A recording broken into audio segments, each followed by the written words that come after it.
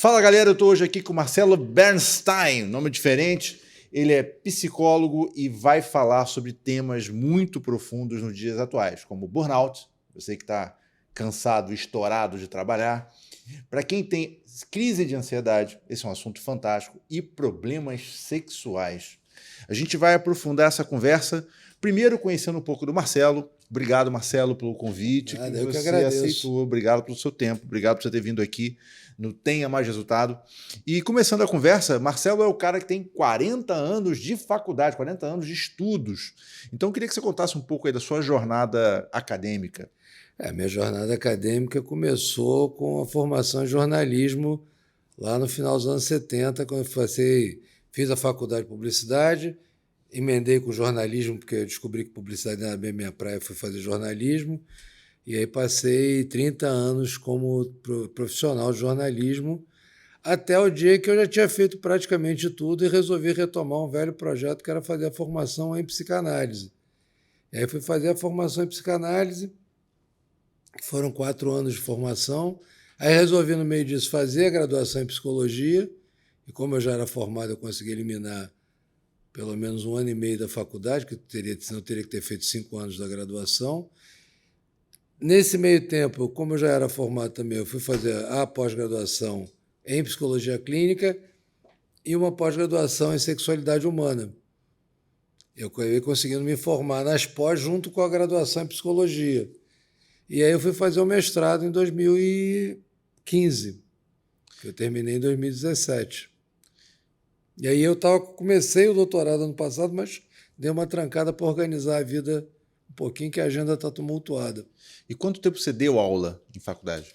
Eu dei aula há mais de 10 anos, porque eu dei aula na Gama Filho, na Estácio, na antiga faculdade da cidade, ou universidade, como eles gostavam de chamar, na faculdade onde me formei em jornalismo, que é a Faixa, que também está, não sei como é que está hoje em dia, mas enfim, foi uma faculdade tradicional durante os últimos 50 anos na área de comunicação, e dei aula na Unicarioca. E quanto tempo você ficou escrevendo para jornais? Porque você foi colunista durante muito tempo. Eu passei escrevendo para jornal, quase 30 anos, né? Porque eu fui entre jornalista e editor de revista, diretor de redação, foi a maior parte da minha carreira, cerca de 20, 25 anos. E quais veículos você passou nesse tempo todo? Trabalhei no Globo, trabalhei na Folha, trabalhei na Gazeta Mercantil, na revista Dados e Ideias, trabalhei no jornal DCI, que era Diário Comércio e Indústria, em São Paulo, trabalhei no Diário Popular, em São Paulo, e aí fui trabalhar em empresas americanas de tecnologia, né? Eu fui ser editor de uma revista chamada Byte, que era a edição brasileira da Byte, uma revista que estava no mercado há mais de 20 anos na época, de uma editora que é a McGraw-Hill. E depois da McGraw-Hill eu saí para a IDG, que é a International Data Group, e eu fui ser diretor de redação de uma publicação voltada para canais de distribuição de tecnologia.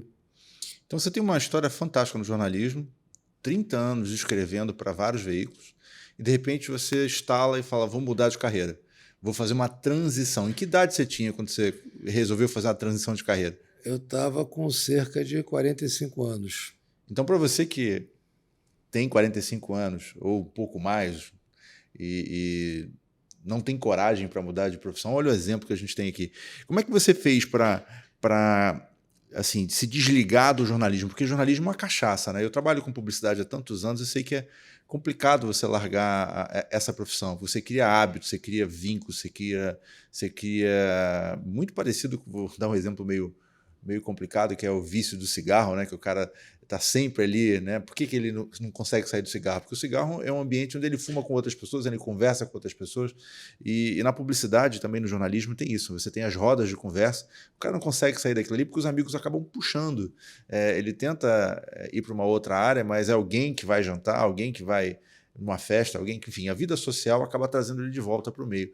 Como é que você conseguiu fazer essa virada? Bom, na verdade, eu nunca me desliguei completamente das pessoas. Eu continuo encontrando pessoas da minha época de jornalista, continuo convivendo com o pessoal.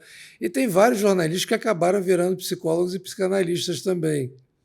Nos últimos tempos, eu sou de pelo menos uns 4 que acabaram resolvendo trocar de profissão. Porque o que acontece? Na verdade, são 2 profissões que têm uma coisa muito em comum, que é escutar as pessoas.